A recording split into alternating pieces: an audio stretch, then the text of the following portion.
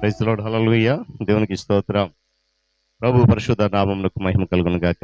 క్రీస్తునందు ప్రియులారా, దేవుడు తన మహాకృపను బట్టి మరొక నూతన ఉదయకాలపు వేళ ఆదివారపు దినాన ఈ పరిశుద్ధ దినమున ప్రభువుని ఆరాధించేటువంటి చక్కటి అవకాశం మనకి ఇచ్చారు. అందును బట్టి ఆయన గణనామానికి మహిమ ప్రభావాలు సమస్తమును కలుగును గాక.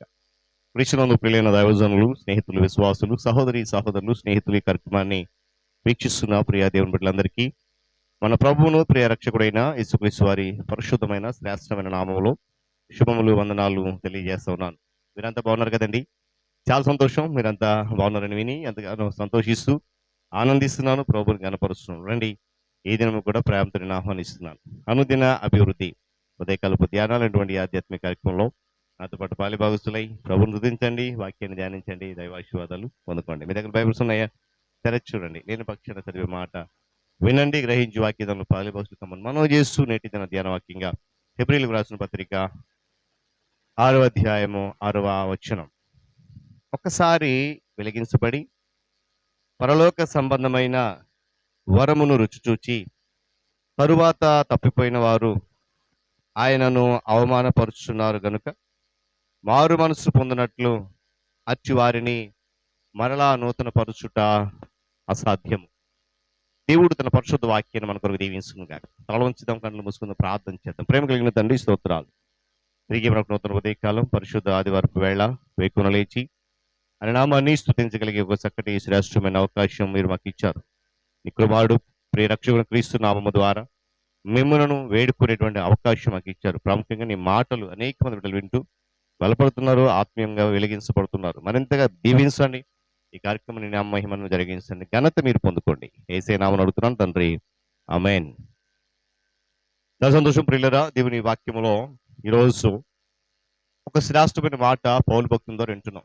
ఒకసారి వెలిగించబడి చూడండి. ఇది నేను అంటాను, ఖచ్చితంగా ఇది నిజమైన క్రైస్తవ విశ్వాస జీవితంలో కొనసాగుతున్నటువంటి వారి కొరకు, రక్షణ అనుభవంలో కొనసాగుతున్న వారి కొరకు ఈ మాటలు. ఒకసారి వెలిగించబడి పరలోక సంబంధమైన వరాన్ని రుచి చూసిన తర్వాత ఏమండి, వారు ఆ యొక్క పరిస్థితుల్లో నుండి తప్పిపోయి ఆ ప్రభువుని మరలా బాహటంగా అవమానపరుస్తున్నారు. కాబట్టి అలాంటి స్థితిలో నుండి వారిని నూతన పరచడం అనేది జరిగే పని కాదు. అంటే దిగజారిపోయిన స్థితి నుండి వెనకకు మళ్లింప చేయడం అనేది అది వల్ల పడే పని కాదు.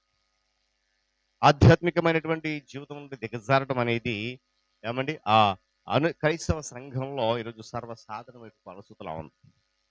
దిగజారడం అనేది లేక వెనకకు మళ్ళీపోవడం అనేది అకస్మాత్తుగా జరిగేది కాదండి. ఇది ఎల్లప్పుడూ దశల వారీగా క్రమక్రమంగా సంభవిస్తూ ఉంటుంది.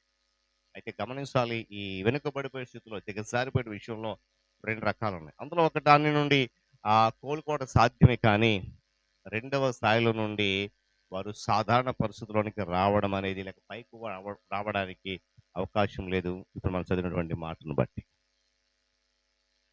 పిల్లలు ఇందులో చాలా రకాలు ఉన్నాయి. మొదటి స్థితి, రెండవ స్థితి, మూడవ స్థితి అనే సమయాన్ని బట్టి మనం 1 లేదా 2 జ్ఞానం చేద్దాం.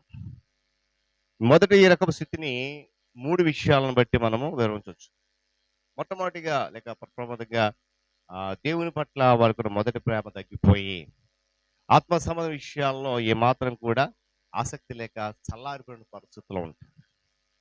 మరొకటి ఏంటంటే ఆ వ్యక్తిగత జీవితంలో పరిశుద్ధతను పోగొట్టుకొని పాపము మీద జయ జీవితాన్ని కోల్పోయేటువంటి పరిస్థితి. ఈ 2 పరిస్థితులలో మనుష్యులు కొట్టుమిట్టాడుతూ ఉన్న వారు తిరిగి లేవడానికి, వెనుకకు రావడానికి అవకాశం ఉన్నది. అందుకే యాకోబు పత్రికలు అంటాడు, మీలో ఎవడైనను సత్యమును తొలగిపోయినప్పుడు అన్న మాట ఉపయోగించాడు. 5వ అధ్యాయం 19-20 వచనంలో. ఖచ్చితమైన విశ్వాసం నుండి తొలగిపోయిన కారణంగా వింతైనటువంటి వేరే సిద్ధాంతములను తాను తెలుసుకోవాలి. ఏమండి, ఆ తిరగడం అనేది మరొక రకమైన దిగజారి స్థితి.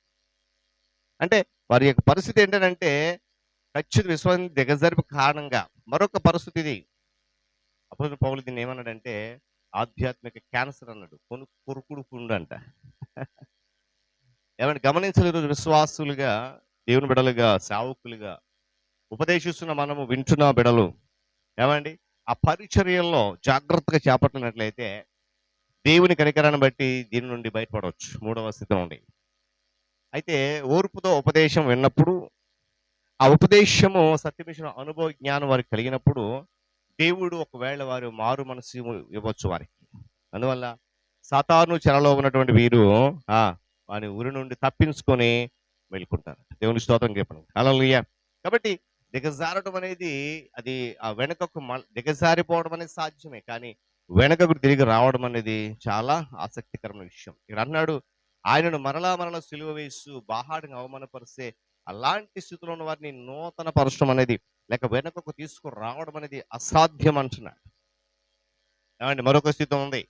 అందులో నుంచి ఏమండి సాధారణంగా ఎప్పటికి కూడా వెనకకు మరడం అనేది జరగదు. ఏంటో తెలుసా? అది క్రీస్తు ప్రభు వారి యొక్క వ్యక్తిత్వాన్ని తృణీకరిస్తూ బాహాటంగా ఆయనను విడిచిపెట్టడం.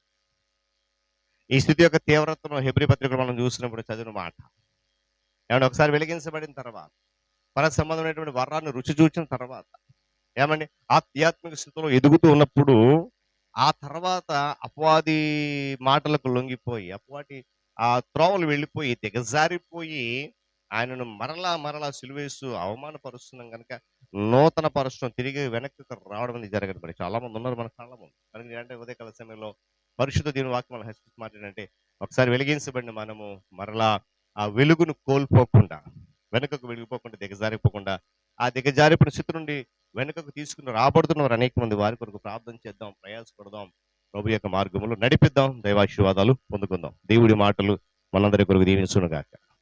తల నుంచి కళ్ళు మూసుకునండి, ప్రార్థన చేసుకుందాం. ప్రేమ కలిగిన మా తండ్రి, కృపా సత్య సంపూర్ణుడ, సకలాశీర్వాదములకు కారణభూతుడ, మీ గణనామానికి స్తోత్రాలు, వందనాలు.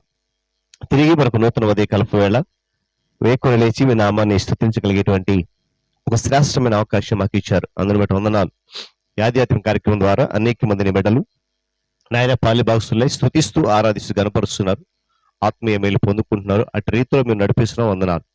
తిరిగి నూతన దినంలో మరలా నీ దీనదాసులు సేవకుల కొరకు ప్రార్థిస్తున్నాను.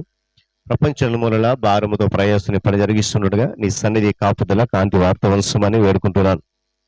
నాయన వారి సంఘము, వారి పరిచర్య, వారి కుటుంబాన్ని మీ ఆత్మజత నింపి నడిపించి కృపల వర్ధలింపచండి. నీకు స్తోత్రాలు. అధికారులు, నాయకులు, పరిపాలకుల కొరకు వందనాలు చెల్లిస్తూ నాయన రానున్న దినంలో ఒక మంచి ప్రభుత్వాన్ని, నాయకులను ఏర్పాటు చేసి వారి ద్వారా మంచి పరిపాలన ప్రజలకు అందించండి. ఉద్యోగ రంగాలైనటువంటి ప్రభుత్వ రంగాన్ని, ప్రైవేట్ రంగాన్ని మీరు దీవించి ఆశీర్వదిస్తున్నందుకు స్తోత్రాలు. నిశ్చితమైతే మరింతగా దీవించి కృపలు భద్రపరచడం ప్రార్థన చేస్తున్నాను. విద్యాశాఖ, వైద్య శాఖ, నాయన ఉద్యోగ రంగాలైనటువంటి ప్రభుత్వ రంగం, ప్రైవేట్ రంగంలో విద్యాశాఖ, వైద్య శాఖ, రెవెన్యూ శాఖ, పోలీస్ శాఖ, రవాణా శాఖలు అన్నదినము నీ కృప చేత నడిపించబడుతూ నాయన ఉంటుండగా నీ సన్నిధి వార్త ఉంచుతున్నందుకు వందనాలు. మరింత క్షేమంగా ఇచ్చేయని నడిపించండి. నిరుద్యోగ యువకులకు మార్గము సరళం చేసి నడిపించి కృపలో భద్రపరచండి. నాయన రైతులు, వ్యవసాయదారులు, వ్యాపారస్తులు జ్ఞాపకం చేసుకుని లాభసాటి కలిగి చేయండి. నష్టం అంతటిని దూరపరచండి. అదేవిధంగా నా తండ్రి మరి చిన్నబిడ్డలు యవనస్తులు, వృద్ధాప్య వారికి ఆరోగ్యం, క్షేమము, నెమ్మది దయచేయండి, క్షేమం దయచేయండి. అనారోగ్యంలో బాధపడిన బిడ్డలు అనేక మంది వేస్తున్నాము, వారికి స్వస్థత కావాలి, సహాయం గ్రహించండి. నాయన ఐదుగురు తొట్టెళ్ళిపోతే యవనస్తులు వాక్యత పట్టుకోండి, సత్యం అనుసరించక అసత్యం పడుతున్న అనేక మంది సత్యం నీవని గ్రహించే కృప దయచేయండి.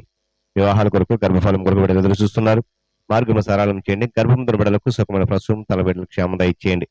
నాయన విరిగిన, నలిగిన, వేసారైన, అలసిపోయిన, కృంగిపోయిన జీవితాలు కలిగి నెమ్మది లేక, సమాధానం లేక, సంతోషము లేక, నిరాశ నిస్పృహలతో కొట్టుమిట్టాడుతున్న అనేక మంది కొరకు ప్రార్థిస్తున్నాను. నాయన వారు మరి నెమ్మది లేక, సమాధానం లేక, సంతోషము లేక, మానసికంగా నలిగిపోయి, కృంగిపోయి, చితికిపోయిన జీవితాలు కలిగి నాయన మానసిక వేదన, అలజడి దుఃఖంలో ఉన్నారు, వారందరూ విడిపించండి. శ్రమలు, సమస్యలు, ఇబ్బందుల నుండి, కష్టాల నుండి, ఆర్థికంగా, మానసికంగా, శారీరక ఇబ్బందుల నుండి, కన్నీరు, దుఃఖం, వేదన నుండి నామములు మరి విడుదల కలిగి చేయమని వేడుకుంటున్నాను. మరి ఏదైనా ప్రయాణం కొరకు వందనాలు చెల్లిస్తూ నాయన నీ దీనదాసులు ఎక్కడికి వెళ్ళిపోతున్నట్టు ప్రయాణం మీద క్షేమం దయచేయండి. రైతులు, వ్యవసాయదారులు, వ్యాపారస్తులు ఆయనకుల పనిపాట్లకు, ఆయనకుల కూలి పనులకు, ఆయా శాఖలలో ఉద్యోగ బాధ్యతలు నిర్వర్తించడానికి, బంధువుల గృహాలు, స్నేహితుల గృహాలు, శుభకార్యాలు, రకరకాల విహారయాత్రలు, ఇంకా ప్రతి ప్రయాణంలో ప్రతి వాహనాన్ని మీ స్వాధీనం అందించుకుని కృపల భద్రపరచడం వేడుకుంటున్నాను. నాయన నూతనంగా జన్మదినం జరుపుకున్న బిడ్డలు ఇచ్చిన దయగ్రేడను దీవించి ఆస్వాదించండి, కృపలు భద్రపరచండి. వివాహ దినం జరుపుకున్న బిడ్డలు పరిణామ జీవితంలో ఆశీర్వాదాలు భరించండి, మెండుగా దయచేయండి. అది పితరులను జ్ఞాపకం చేసుకున్న వారంటే ఆదరణ ఓదార్పు దయచేయండి. ఈ దినమంతా రేఖలు దాచి కృపలో భద్రపరిచి క్షేమం దయచేసి మహిమ కనపండి. యేసునామని ప్రార్థన అడుగుతున్నాను తండ్రి, ఆమేన్. త్రియేక దేవుని దీవెన, ఆయన సన్నిధి కాపుదల సదాకాలం మనందరికీ తోడైన నడిపించను గాక. ఆమేన్.